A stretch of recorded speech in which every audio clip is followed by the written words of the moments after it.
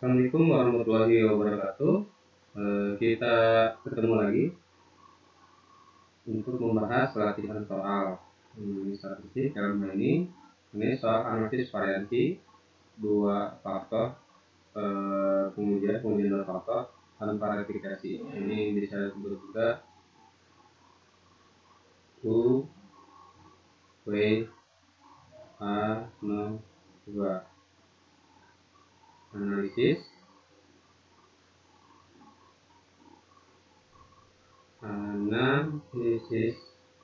of variance dua faktor. Nah, tadinya kita masuk ya.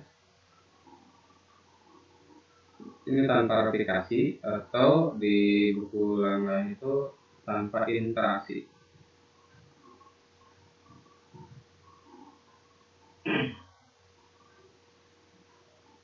Tanpa replikasi. Oke, mulainya seperti ini. SIJ ini taksiran terbaik. Jadi dalam soal pengambilan data itu pengujian itu pinginnya yang populasi yang kita cari karakteristik itu adalah sama dengan mu. Ini apa itu alpha i plus bj ditambah delta ij. Ini rata-rata totalnya. Nah, si alpha itu adalah penyimpangan dari mu karena efek pelakuan. Ini efek baris segi. Maaf. Terus yang beta j itu penyimpangan dari mu karena efek blok ke j atau efek kolom ke j. Dan delta jk itu bagian fij karena kesempatan atau kesalahan. Ini kesempatan maksudnya peluang ya, peluang. Atau error ini yang dianggap sebagai variabel acak bebas yang terdistribusi normal dengan mu sama 0 dan variansi sigma kuadrat. Akibatnya si fij ini juga merupakan variabel acak bebas dan terdistribusi normal dengan variansi sigma kuadrat. Nah, asumsi jumlah dari alpha ini efek pelakuan ke atas baris ke itu sama 0 dan jumlah efek kolom ke j itu adalah 0. Ini sumber dari samakan garis. Oke, terus kemudian untuk di samakan garis itu pakai istilahnya yang perlakuan dan blok ya. Kalau di buku yang lain, kalau saya pengen itu pakai istilah ini baris, ini kolom. Ya. Terus kemudian perumus hipotesis. Nah, yang pertama karena ini dua faktor itu, nah ini dua faktor yang ada faktor pelakuan dan ada faktor blok atau ada faktor baris dan ada faktor kolom. Gitu. Ini yang pertama bahwa hipotesis analisa adalah rata-rata semua pelakuan baris atau alpha itu sama 0. Terus secara umum adalah si RT itu mu 1 sama mu 2 sama dengan mu 3 dan seterusnya. Karena ini untuk baris ya, untuk baris. Terus kalau untuk yang kolom ya berarti efek kolomnya itu sama 0. Untuk yang alternatif sama keduanya itu minimal ada satu saja nilai rata-rata yang berbeda. Ini rata-rata pelakuan ini rata-rata blok yang berbeda. Jadi pelakuan di bloknya. Maaf. Ujinya aja uji F. Jadi kita langsung masuk ke langkah-langkahnya. Pertama, kalian berbentuk dua faktor. Faktor kita pakai yang paling gampang tuh ya, faktor baris, kemudian ingat faktor kolom. Kemudian perlakuan dilakukan sebanyak A, ini A kali, ini B kali. Ini pemblokan itu yang kolomnya blok. Terus tentukan nilai rata-rata perlakuan dari rata-rata baris F bar I, terus kemudian rata-rata kolom F bar J. Terus kemudian kita cari rata-rata total grand min atau overall min. Bar hitung variasi pada baris PR. Nah, makanya di sini PR itu adalah variasi untuk si row. Terus kemudian hitung total variasi pada kolom PC. Ini ada A, B, C. Ini kan ada 3 baris. Ini dilihatnya dari I 1, 2, 3, 4. Ini udah kelihatan kan ya? 1, 2, 3, 4. Nah, ini adalah kolom. Ini ada N ke J. Kolomnya ada berapa? Ada 4 kolom. Ini adalah A, ini adalah B. Jadi disilang ya. Ini kan ada 3 baris nih. 3 baris, tapi kan datanya ada 4. Datanya ada 4. 4 dikali untuk yang PF itu 4 dikali yang data si baris. Si min dan sebaliknya, karena ini kolomnya ada, ini kan ada 4 buah kolom, terus pengulangannya tanpa dikasih apa? Bukan pengulangan, kan? Terkena pelakuan di 3 tempat, di A, B, dan C. Ada sebanyak ada A kali ada 3. Oke. Lalu masuk ke hitung total variasi. Total variasi itu seperti ini. Jadi semua data yang ada di A11, A12, A13 sampai C44 itu diselisihkan dengan si rata-rata. Kalau yang ini, kalau yang PR dan PC itu si rata-ratanya. Kalau ini datanya. Data ke XIJ, bukan rata-rata. Kan di sini kita akan menghitung, S rata-rata untuk baris, untuk kolom per baris. Ini S rata-rata untuk kolom. Nah, kalau yang total ya yang ini. Nah, baru kita bisa memperoleh dengan mudah variasi acak atau error. Ini ada rumusnya, kita ambil yang mudah saja. Artinya dihitung dengan variasi total dikurangi variasi karena baris dan dikurangi juga variasi karena kolom. Terus kemudian dilanjut dengan menghitung derajat kebebasan dari variasi pada baris. Jadi seperti tadi barisnya ada 3, berarti ini 3 min 1 sama 2. Terus variasi pada kolom berarti ini 4 min 1 sama dengan 3. Versi, nah ini pada error dari kebebasannya menurut saya berarti 2 dikali 3 sama dengan 6. Terus kalau yang total ya semua datanya ada berapa? Datanya ada 3 baris dikalikan 4 kolom dikurangi 1 berarti 11. Dan masuk ke hitung rata-rata variasi baris. Berarti variasi baris dibagi derajat kebebasan baris. Ya. Kalau yang kolom berarti variasi kolom dibagi derajat kebebasan kolom. Kalau yang error, variasi error dibagi derajat kebebasan error ya. Lalu kita masuk ke F hitung. F hitung yang pertama itu untuk baris. Ini untuk baris. Berarti si variansi baris dibagi variansi error.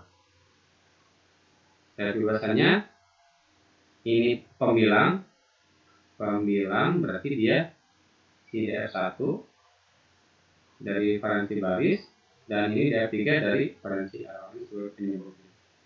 Sebagai dari tulisan yang kedua. Terus yang untuk yang kolom berarti ini variansi kolom dibagi variansi error. Berarti ini DF2 dan ini DF3. Jadi sebagai pembagi itu atau sebagai penyebutnya keduanya adalah si variansi error. Setelah kita peroleh nilai F itu, lalu kita hitung F tabel dan kita melakukan pengujian.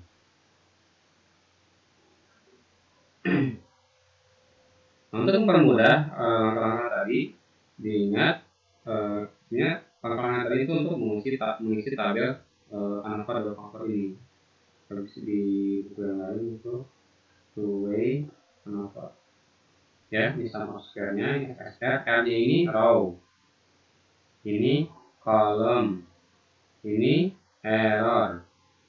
Biar enggak kalau di sum of series ini perlakuan, ini blok, ini residu atau acak. Error itu nanti kesempatan ya. Berulang kesempatan.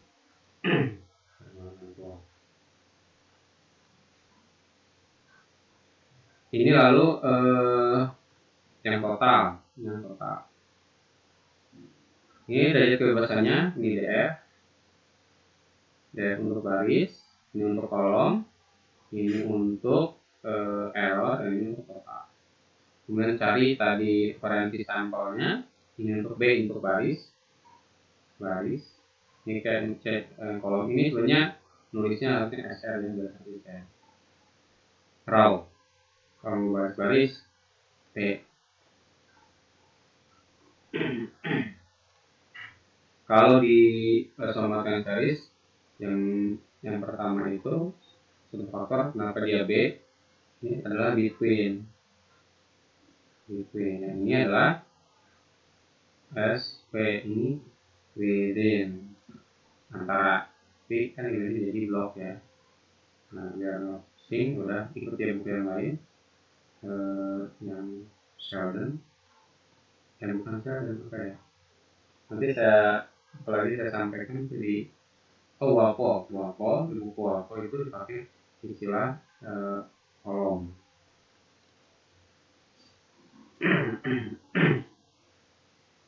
Lalu F hitung seperti ini. Nah, kemudian diuji untuk alfa 0,05, F tabelnya itu ininya 0,95, DF1 dan DF3 ini penyebut, dari tulisan untuk penyebut pembilang. Nah, ini untuk penyebut. Penyebutnya selalu si DF-nya yang error. Oke. Nah, karena itulah kalau F hitungnya itu lebih besar dari F tabel. Untuk yang satu. Untuk yang kedua, F tabelnya ini pembilangnya DF-nya si yang kolom, ini DF-nya yang error. Dan karena itulah kalau F2-nya lebih besar dari F tabel kedua.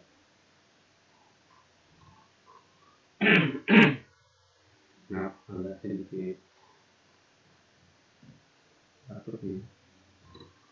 Terus kita masuk alfa 0,01. Nah ini maksudnya ini kasih contoh nih ya. Cara contoh kalau alfanya 0,05 berarti harus kita lakukan pengujian di penentuan F tabelnya ada 2. Dan kalau alfa 0,01 berarti ada 2. Termasuk alfanya misalkan 0,1, 0,025 dan seterusnya seperti ini juga. Yang perlu diperhatikan adalah jadi masing-masing ini dibandingkan dengan F tabel berdasarkan F ini. F ini ditambah alfanya berapa, lalu cari tabel F berdasarkan alfanya. Karena kenapa? Karena untuk tabel F itu alfa 0,1, ini tabelnya itu F tabelnya itu tabel yang mana ini itu berbeda di tabel yang berbeda. Oke, lanjut. Yang pertama, diketahui hasil panen per akre dari 4 jenis tanaman berbeda yang tumbuh pada bidang tanah yang berbeda diberikan. Ini 4 jenis tanaman beda ya, berbeda. Yang berbeda diberikan 3 jenis pupuk yang berbeda, walaupun satu tanah gitu ya.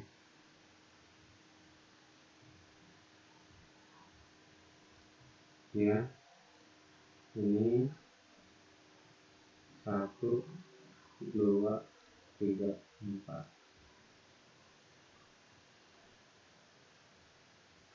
Tiga pupuk, pupuknya itu pupuk ini A, ini B, ini C, ini treatment. Nah, ini hasilnya nih. Ini hasilnya. Ujilah pada tingkat signifikansi 0,05 apakah ada perbedaan signifikan antara hasil panen dikarenakan jenis pupuk. Jadi pupuk apakah menyebabkan hasil panen berbeda. Kalau ini jenis tanaman menyebabkan hasil panen berbeda. Berarti kita harus menolak H0 yang menunjukkan bahwa hasil panennya sama. Ya, apakah bisa menekan 0 atau tidak? Seperti ini. Pada 0,5. Oke. Ya, sama pupuk yang kedua. Kalau yang ya faktor kali ini tanpa pengulangan ya, jadi tidak ada interaksi antara yang baris dan yang kurang. Ini ada faktor baris dan ada faktor sekali faktor pengulang. Faktor barisnya adalah faktor pupuk, ini kalau faktor tanaman seperti itu. Ini pupuk, ini tanaman.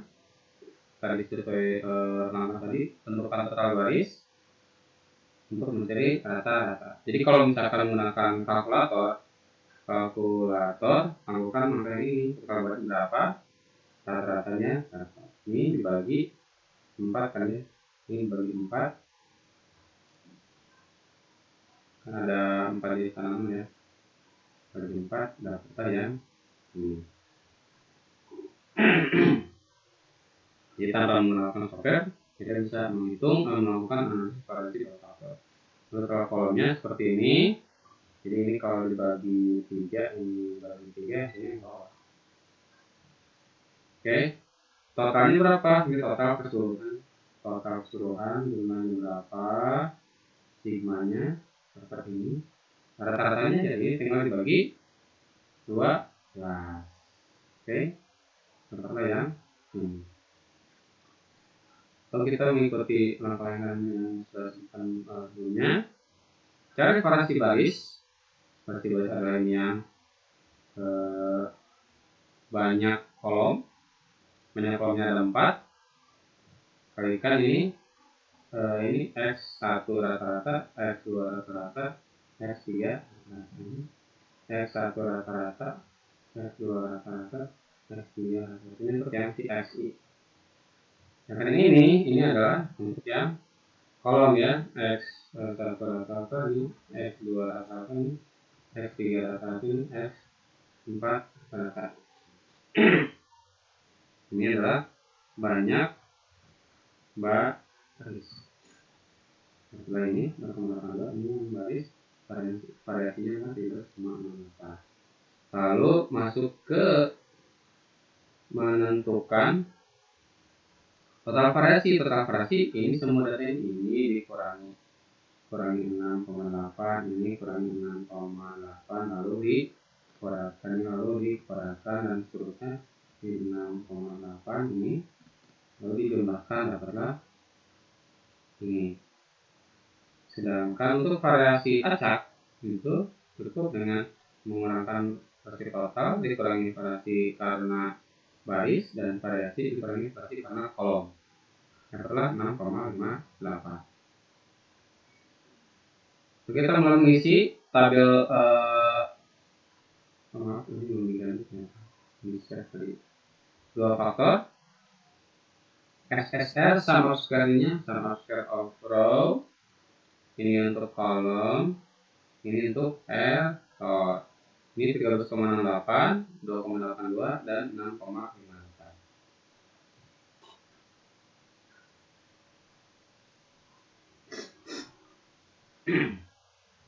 Lihat kebebasannya, ini untuk baris, untuk kolom 3, untuk acak 6 dijumlahkan dapat 11.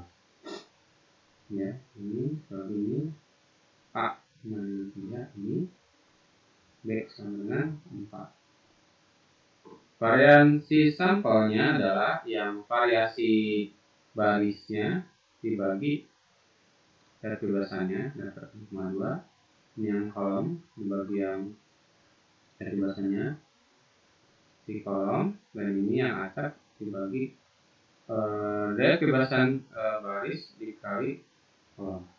Ini DF1 dikali DF2. Sepertinya. F hitungnya untuk yang uji untuk yang baris itu berarti S kuadrat row variansi yang baris dibagi ini dibagi terus kemudian ini bagi ini ya, ini yang error ya, ini error, terus ini error. Jadi ya tugasnya sama nih, 6 ya.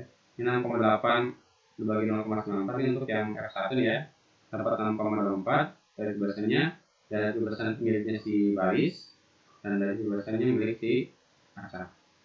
Yang kedua variansinya 0,94 yaitu milik si kolom, itu dibagi yang milik si error atau si acak, dan dari tugasnya berarti di pembilangnya adalah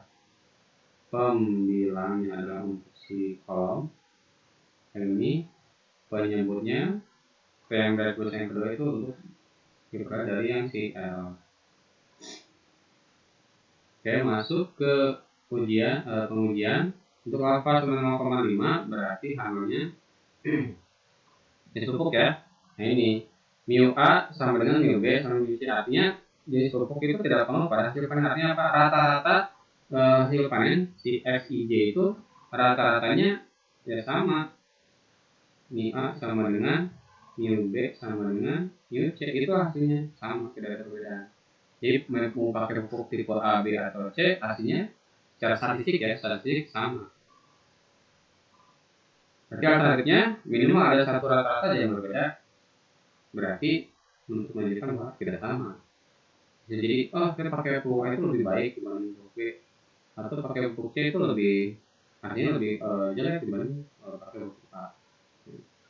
Nah, tabelnya berarti 0,95 DF yang si baris, yang si row, dan ini DF yang si error. Ini berarti DF3 ya. DF3 45,14, berarti dibandingkan ternyata lebih besar. Akibatnya karena F hitungnya lebih besar dari tabel, berarti ditolak. Lagi F, kalau F hitung ini kalau itu adalah F hitung lebih besar dari F tabel. Kalau P value itu kan bandingkan langsung dengan alpha. P value itu kalau ingin menolak harus lebih kecil dari alpha.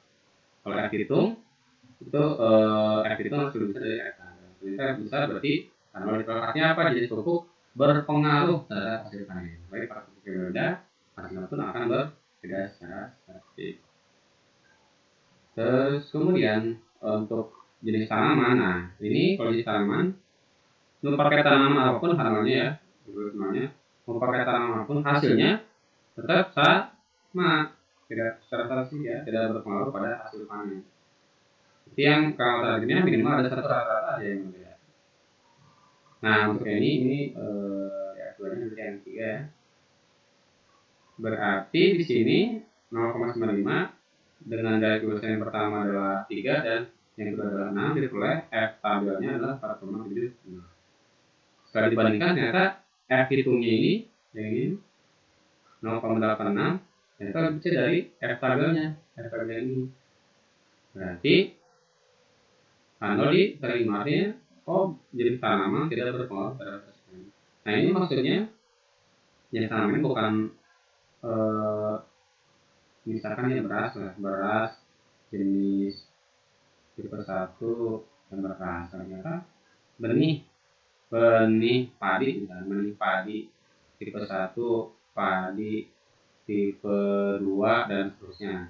Misalnya ada padi hasil penelitian siapa, penelitian IPI, penelitian dari Kementan, dan penelitian dari dari klien itu sendiri, bandingkan olah nggak sih pada hasil panen. Kalau misalnya gigi seperti ini, terus secara statistik ternyata simpelnya misalnya seperti ini ya. Ternyata dengan data yang seperti ini ternyata secara statistik itu tidak berbeda secara signifikan. Padahal bisa lihat di sini, ini si data yang ketiga, tanaman yang ketiga ini secara visual itu berbeda dengan tanaman yang lainnya kan. Dia untuk data yang pertama dan kedua, data pertama kedua itu lebih besar dibandingkan data lainnya, data tanaman, ya enggak? Tapi secara statistik ternyata ini tidak berpengaruh. Nah, ini di sini kan bisa terjadi tanaman itu, kalau di sini dilihat hanya semata karena faktor tanaman. Padahal di sini ada faktor pupuk. Gitu. Nah, di analisis dua faktor tanpa pengolahan ini tidak bisa dilihat interaksinya. Nah, makanya ada analisis variansi dua faktor untuk karena yang lain itu ada tanpa interaksi atau tanpa replikasi tanpa pengolahan, dan juga ada dengan interaksi atau dengan replikasi. Jadi pengujian ini hanya seperti misalkan kalau pupuk aja gimana, kalau dengan tanaman saja seperti apa pengaruhnya.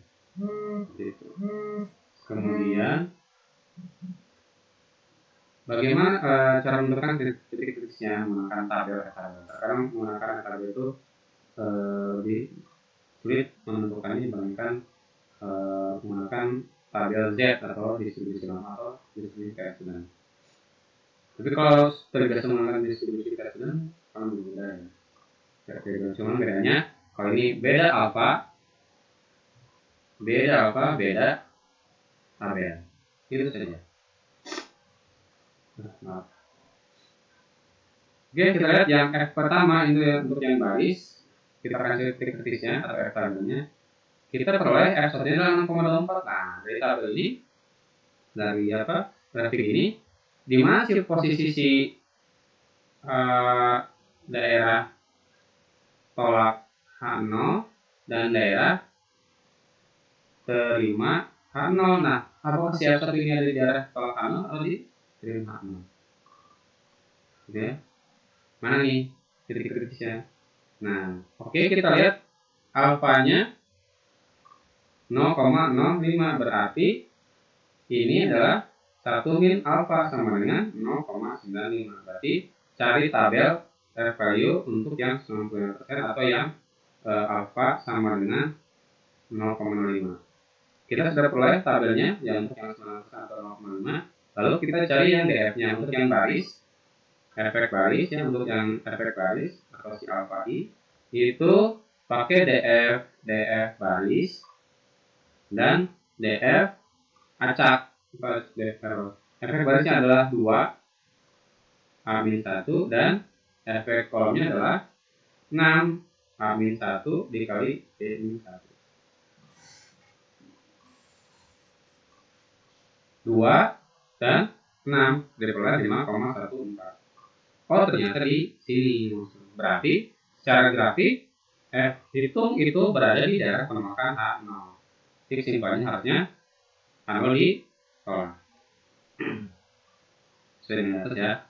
Terus kemudian kalau yang kedua, berdasarkan efek kolom atau si DI 0,86 itu apakah di daerah H0-nya di H0 diterima atau di daerah H0 ditolak?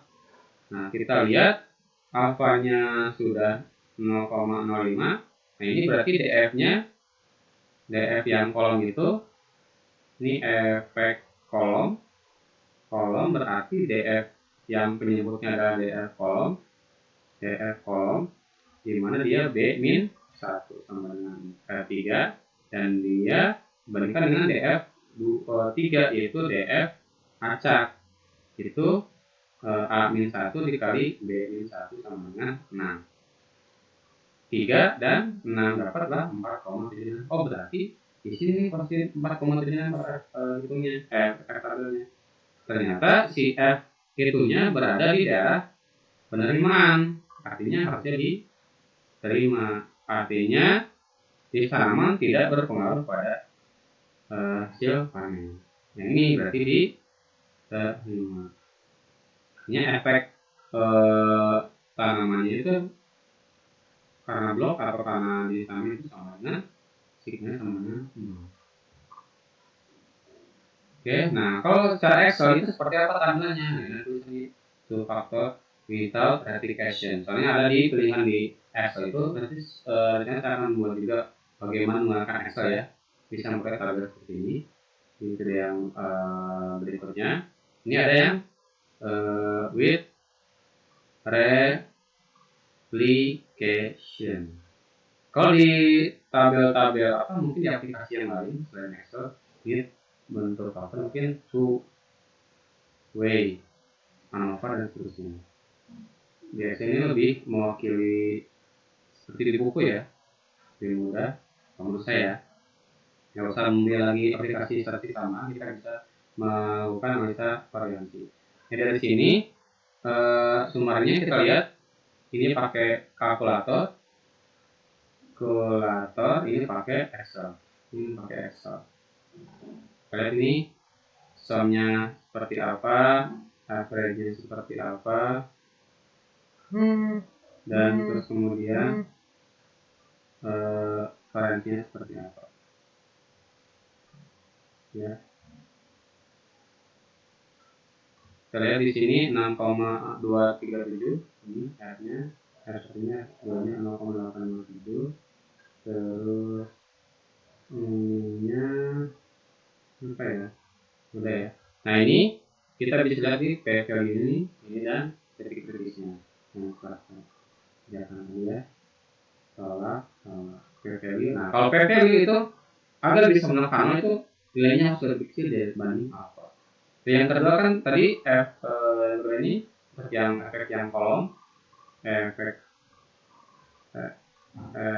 kolom, F itu nya lebih kecil dibanding F tabel F kritis, berarti H0 diterima.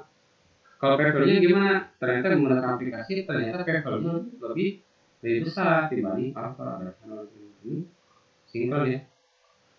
Jadi kalau melihat F kritis berarti harus menggunakan konsep F tabel, F itu lebih besar dari F kritis agar bisa menekan. Kalau pakai P value berpikir langsung ke apa? P value-nya lebih kecil dibanding apa. Nah, bagaimana studi seperti di atas untuk tingkat signifikansi 0,1 atau atas 1%? Seperti ini hasilnya, silakan terlihat sendiri untuk proyek sepertinya menggunakan kalkulator. Ini 6,237 ini data yang ini sama nih, sama tidak berubah, tapi yang berbeda adalah yang ini. Ini ya. Nanti aktivitinya berbeda ya. Nah, untuk yang sekarang alfanya itu 0,1, F1-nya alhamdulillah diterima, dan F2 ya tetap diterima karena dia makin kecil kan. Ini alfanya 0,1 ya. F2-nya dua-duanya lebih besar dibanding alfa, berarti dua-duanya sama ini sinkron. Oke, ini sumber referensinya. Oh ini ya, ras sulit dilakukan yang wapo, tapi yang pertama pakai som organisaris Spiegel 2009. Ini yang Sheldon Emroth ya. Oke, semoga bermanfaat. Terima kasih. Assalamualaikum warahmatullahi wabarakatuh.